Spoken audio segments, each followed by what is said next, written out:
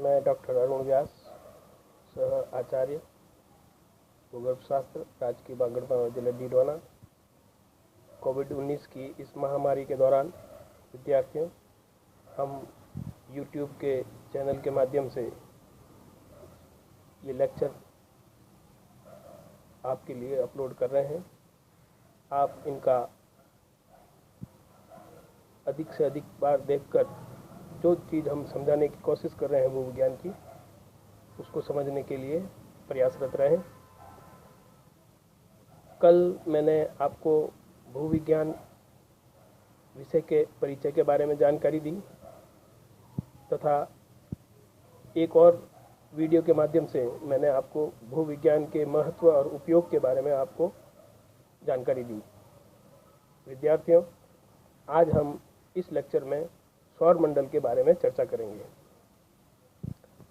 जैसा कि आपने उच्च माध्यमिक स्तर तक की शिक्षा में, स्कूलों में अध्ययन किया कि सौर मंडल के तहत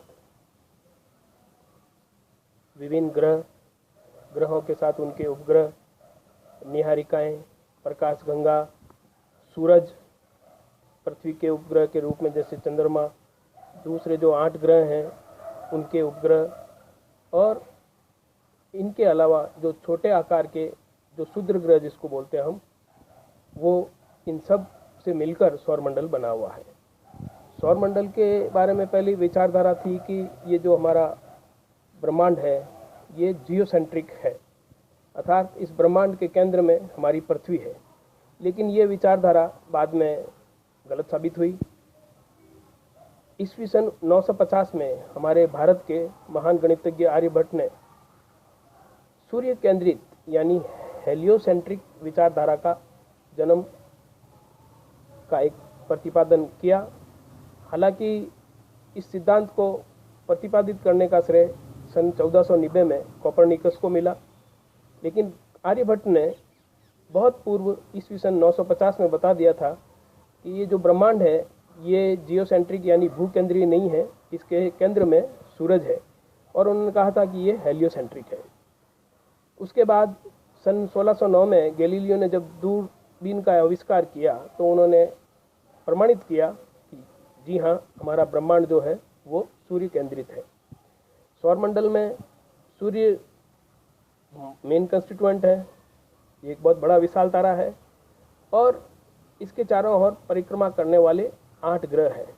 उसके अलावा बौने ग्रह हैं, जिसमें अभी आपको पता होगा पहले प्लूटो को हम 9 ग्रह के रूप में शामिल करते थे, जिसको बाद में प्लूटो को हटा दिया गया।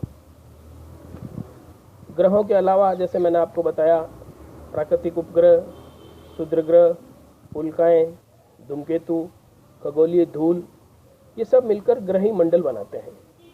सूर्य व उसके ग्रही मंडल से मिलकर ही पूरा सौरमंडल बनता है, और जैसा कि हमने अभी आपको बताया, इसके केंद्र में सूर्य है और इसकी बाहरी सीमा में अब वरुण ग्रह यानी नेपच्यून है।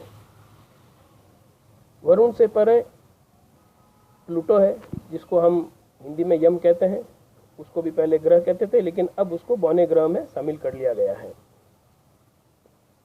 सूर्य हमारे सौरमंडल का सबसे बड़ा विशाल तारा है, और सौरमंडल का 99.86% द्रव्यमान इसी में निहित है, यानी ये सबसे बड़ा मेन कंस्टिट्यूएंट है।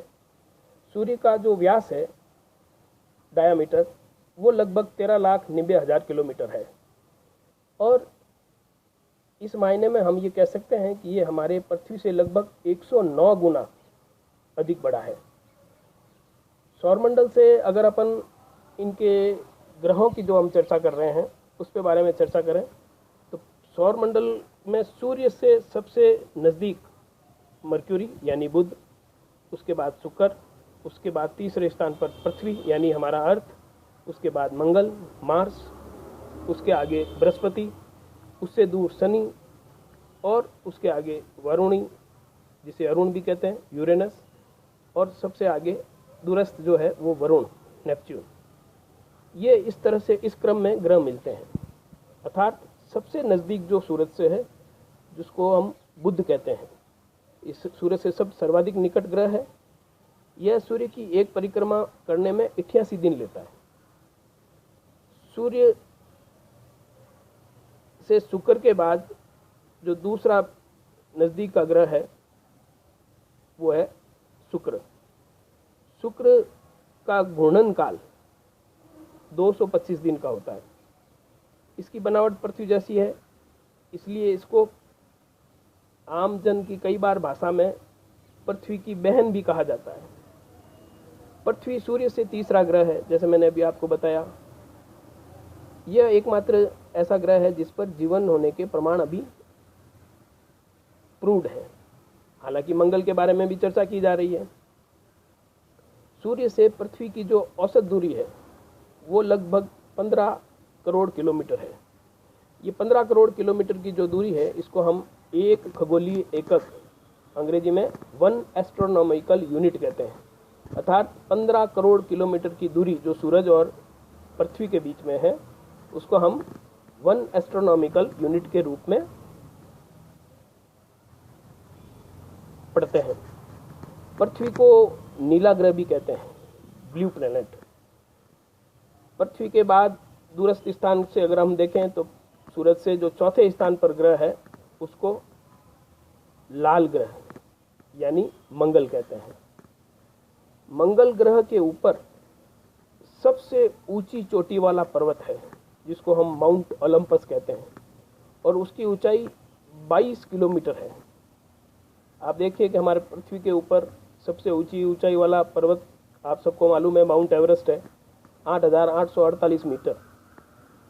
ये 22 किलोमीटर ऊंचा है मंगल पर जो पर्वत है, अर्थात एवरेस्ट से 3 गुना ज्यादा ऊंचा।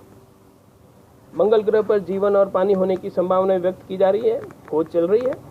देखते हैं आगे क्या परिणाम आते हैं। मंगल के 2 उपग्रह हैं। जैसे हमारे पृथ्वी का एक ही उपग्रह है चंद्रमा, मंगल के 2 हैं जिनका नाम है फोबास और डेमास। बुध, शुक्र, पृथ्वी और ये मंगल, ये जो 4 ग्रह हैं ये सौरमंडल से सूर्य के आधार पर उसके नज़दीक वाले हैं। इनको कनिष्ठ सदस्य कहा जाता है सौरमंडल में। नज़दीक जो हैं ये स्थलीय हैं, इनके ऊपर ज़मीन है। और इसके बाद जो हैं दूसरी ओर जैसे बृहस्पति, शनि, अरुण, वरुण, ये सब दूरस्थ हैं। और दूरस्थ होने के साथ साथ ये गैसीय ग्रह कहलाते हैं क्योंकि इनकी जो चारों तरफ की जो वातावरण है वो ज़्यादा गैसियस है। मंगल के बाद बृहस्पति सबसे दूरी के आधार पर देखें तो 5वां ग्रह है, लेकिन ये सौरमंडल का सबसे बड़ा विशाल ग्रह है। सबसे बड़ा ग्रह बृहस्पति है। इसका द्रव्यमान सौरमंडल के अन्य 7 ग्रहों के कुल द्रव्यमान का 2.5 गुना है।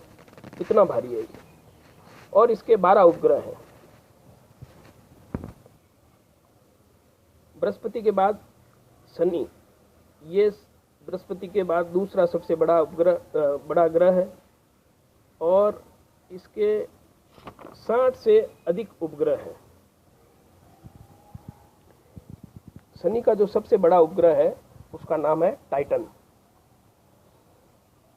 उसके बाद अरुण, ये सौरमंडल का तीसरा सबसे बड़ा ग्रह है। पृथ्वी के आकार से ये 63 गुना अधिक बड़ा है, परंतु गैसीय ग्रह होने के कारण विशालकाय होने के बावजूद पृथ्वी से 14.5 गुना ही अधिक भारी है क्योंकि ये गैसीय है। इसके 5 उपग्रह हैं। उसके पश्चात सूर्य से दूरी पे अगर अपन बात करें तो अगला जो ग्रह है उसका नाम है वरुण। वरुण हमारे सौर मंडल में सूर्य से 8वां यानी दूरस्थ 8वां ग्रह है। पृथ्वी के मुकाबले ये सूर्य से लगभग 30 गुना अधिक दूरी पर है। इसके 2 उपग्रह हैं। ये सभी 8 ग्रह सूरज के चारों ओर परिक्रमण पर इनका जो होता है वो दीर्घवृत्ताकार रूप में है। सौरमंडल में मंगल तथा बृहस्पति ग्रहों के बीच में कौन से 2 ग्रह, मंगल और बृहस्पति, इन दोनों ग्रहों के बीच में एक क्षुद्र ग्रह घेरा जिसको हम एस्टेरॉइड बेल्ट बोलते हैं वो है जिसमें अनेकों हजारों क्षुद्र ग्रह हैं जो सूर्य की चारों ओर परिक्रमा जैसे ग्रह करते हैं वैसे वो भी करते हैं। इन क्षुद्र ग्रहों में जो महत्वपूर्ण हैं उनमें सेरेस, पालास, जूनो, वेस्टा तथा एस्ट्रिया ये कुछ ऐसे हैं जिनकी खोज 19वीं सदी में कर ली गई थी। सौर मंडल में प्रचुर मात्रा में छोटे आकार के पिंड भी मिलते हैं जो पृथ्वी के गुरुत्वाकर्षण से तीव्र वेग से वायुमंडल में प्रविष्ट होते हैं और जब घर्षण के फलस्वरूप प्रज्वलित होकर नीचे नहीं पहुंच पाते, रास्ते में ही जलकर विलीन हो जाते हैं। जैसे हम देखते हैं आकाश में चमकता हुआ तारा, टूटता हुआ तारा नजर आता है। ये एक्चुअल में उल्काएं होती हैं जिनको अंग्रेजी में हम मिट्योर कहते हैं। लेकिन इनमें से कुछ बड़े होते हैं जो पूरे रास्ते में घर्षण का उनके ऊपर दबाव पड़ता है, जलते हैं, उसके बावजूद बड़े साइज में होने के कारण पृथ्वी की सतह पर आकर भी गिरते हैं, तो उनको हम उल्का पिंड अंग्रेजी में मिट्योराइट कहते हैं। कई बार हमने सुना होगा उल्कापात हुआ, उस जगह पे उल्कापात हुआ, उस जगह फला जगह पे उल्कापात हुआ। हमारे नागौर जिले में भी इस तरह की रिपोर्टिंग है, तो नागौर में भी कई जगहों पर उल्कापात रिसेंट पास्ट में गिरे हैं। सौर मंडल में इनके अलावा पत्थर, बर्फ, निहारिकाएं, गैस, धूलकण, पुंज के रूप में अनेक धूमकेतु मिलते हैं जिनको हम कॉमेट्स बोलते हैं। ये अति दीर्घवर्तीय परिक्रमण पथ में सूरज के चारों ओर परिक्रमा करते हैं।